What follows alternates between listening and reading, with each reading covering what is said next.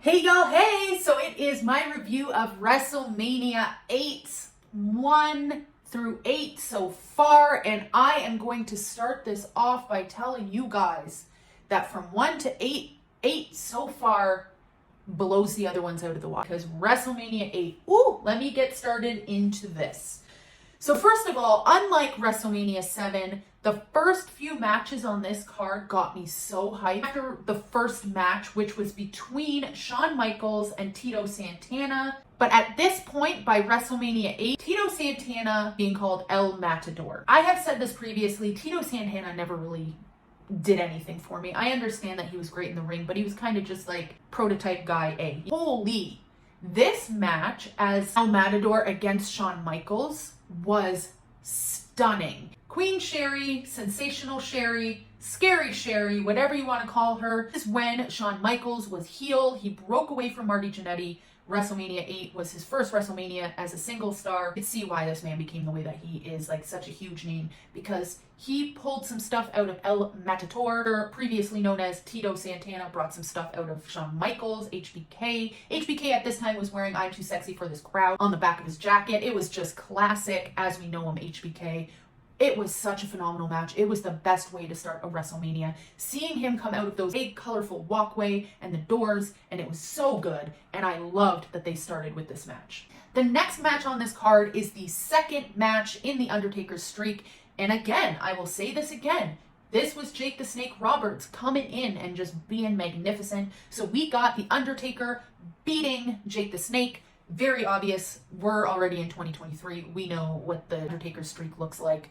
He's going to be winning. He's going to be taking those W's. So seeing him up against Jake the Snake, The Undertaker, of course, with Paul Bearer, it was an amazing match. And so after this match with the Dead Man, we won't see Jake the Snake Roberts for a little while, for a few years, because this is when he started to, have some personal issues. He told Vince McMahon, if I do this match with The Undertaker, you have to let me out of my contract. He was having a lot of problems at home. He was having a lot of trouble being on the road for as long as the WWF, WWE is, because of his, his issues. This is the last match that we see Jake the Snake Roberts for a little bit, which is very sad because, we all love the man. So this next match is my favorite match on this card. Bret Hart wearing my Hart colors. So from my last video, when we're talking about the Hart Foundation, Bret and Jim, they were a tag team. WrestleMania 8, Bret Hart is out on his own. Bret Hart is going up against the Intercontinental Champion, which is one of my favorites, Roddy Piper. We got two strong Canadian boys, Roddy Piper being from Saskatoon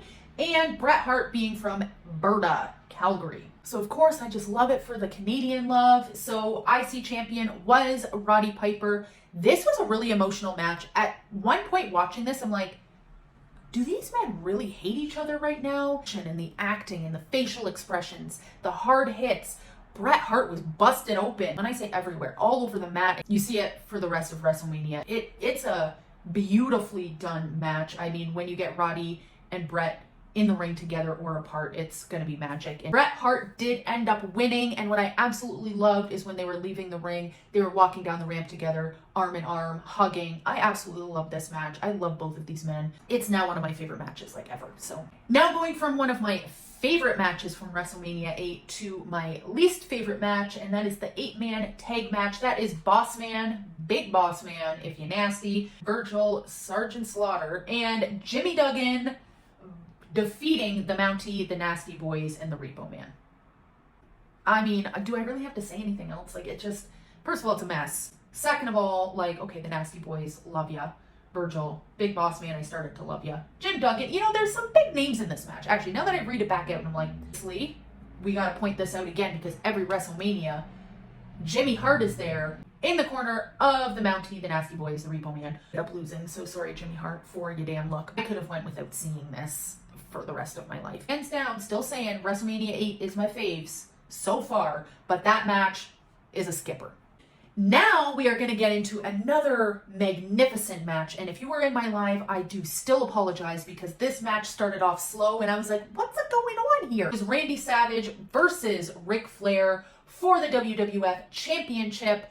And like I said, it started off slow. We had Ric Flair previous and after this match talking a little bit of smack a lot of bit of smack on Miss Elizabeth, which did not bode well for him because Randy Savage, you do not talk about his woman like that. Did get Randy versus Ric Flair. This again started off slow, but the build in this match, oh my God, by the end of it, I was screaming. I had my arms up in the air. I didn't know what was going on. There was false finishes. There was, of course, Ric Flair in his woofed blonde white hair was covered in the red stuff. With Miss Elizabeth taking some heat from the boys backstage because Ric Flair is with Mr. Perfect at this match because Mr. Perfect had broken his tailbone.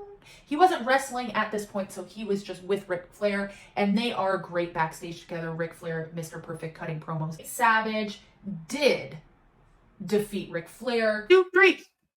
Stop. Macho Man just won. Macho Man just won the WWF Championship. Mr. Savage was holding on to some shorts, but, you know, gonna turn a blind eye. Ric Flair always be cheating, stealing, all that stuff, but you're a loser. You lost, is what I meant. But Ric Flair, take that out, lay down. That's why you don't talk about men's is women, because you're gonna take the L every time. Scary Sherry did come out, and she started getting involved. Miss Elizabeth went right up to Ric Flair after the match and gave him some hands. Southern Proper Belle was not having it with Ric Flair talking about her because she just laid right into him. Love that for her. Randy Savage saw her laying into him and he was like, okay, he wants some. I'm gonna jump over Miss Elizabeth, moved her out of the way and started laying into him too. Loved this match. The storytelling, everything to do with it. It was so beautifully done. We also had a tag team match for the WWF Tag Team Championship. We had Jimmy Hart in the corner of Money Inc. Money Inc. is Ted DiBiase and IRS. And that was against Typhoon and Earthquake, the natural disasters. You know how I feel about Earthquake, and then you put Typhoon in there, you call them the natural disasters. I didn't care about this at all. It kind of just happened. It was for the tag team belts. The natural disasters, they won. They're tag team champions at WrestleMania 8. Moving on with my life, which I wish I could have done during this, but you know, I'm trying to watch all the matches, y'all. We get one of my favorite wrestlers with absolutely no time on the card. That is Owen Hart. He defeated Skinner by pinfall in 1:36. Owen Hart, bless you for blessing us with your time on Earth. Seriously, everything. I wish he got more time, WrestleMania 8, but he won in 1:36, and being on the card is good enough for me. Now. This main event. It was better than WrestleMania 7. I will give it that. So we had Sid Vicious, aka, at this WrestleMania 8. He is Sid Justice, Hulk Hogan. This was just a singles match. This is technically the second main event because the first main event was Randy Savage against Ric Flair. I think that should have been last on the card, but this is when we were on the choo-choo train that is Hulk Hogan. So let's get into it. You know what? Looking at this and seeing Hulk Hogan versus Sid Justice, Sid Vicious, whatever you want to call him, I was a little dry. I didn't care. The match was, I think, in my head, comparing it to the main event of WrestleMania 7, which was Sergeant Slaughter versus Hulk Hogan, which was, again, one of the worst main events of all time. So I went into it kind of enjoying it. You know, I got into the rhythm of Hulk Hogan versus Sid. Sid, all brawn, no brain. Sid, we're live, pal. You know, that's Sid. Actually, because I was comparing it, it wasn't that bad of a match until the only DQ in WrestleMania history at a main event, because Papa Shango came out and started attacking Hulk Hogan. It's the main event of WrestleMania. Maybe let's not get the outsiders involved, but it was nice to see Papa Shango, you know, came out, started attacking Hulk Hogan. So the Ultimate Warrior came out and started helping. So this ended up being Hulk Hogan defeating Sid Justice by a DQ. It's not a match that I would go back and watch by any means. I was just comparing it to WrestleMania 7's main event. So it was good by those standards. DQ at WrestleMania. Come on, guys, let's get it together. The match ended up being a total of 12 minutes and about 30 seconds. What is the reason? At WrestleMania 8, it was actually supposed to be Hulk Hogan versus Ric Flair, but this is when Hogan was kind of going off to Hollywood, and he didn't want to lose to Ric Flair. He would have to because, you know, sorry, sir, you're leaving. WrestleMania 8, it was supposed to be Hulk Hogan and Ric Flair. The egos and the feelings get involved, and they had to set up two WrestleMania main events. You know, if you're not at the end, you're not really a main event. Even though at this WrestleMania, the true main event in my eyes was Ric Flair and Macho Man. I'm glad that that match happened, but Hulk Hogan, just take your L. You're leaving for Hollywood. Just make the match happen. Flair versus Hogan, WrestleMania 8. but your feelings and your ego got involved and we didn't get that. So instead, we got Hulk Hogan versus Sid.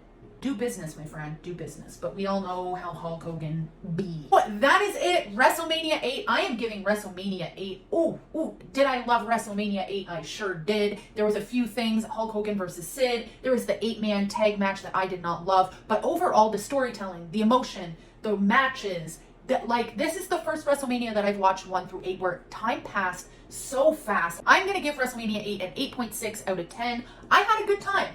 I just don't want to be bored when I'm watching wrestling. And throughout this, I absolutely had a good time. That's it for me, WrestleMania 8. Thank you very much. I am so excited to watch WrestleMania 9. I hope I'm not getting my hopes up, but I am getting so pumped for these WrestleManias moving forward. Come join me next Tuesday, 11:30 a.m. Eastern Standard Time over on the Wrestling for Life Network. We will be watching WrestleMania 9. Stay tuned here for more WrestleMania reviews, other content. I will see you when I see ya, which is next week. Bye!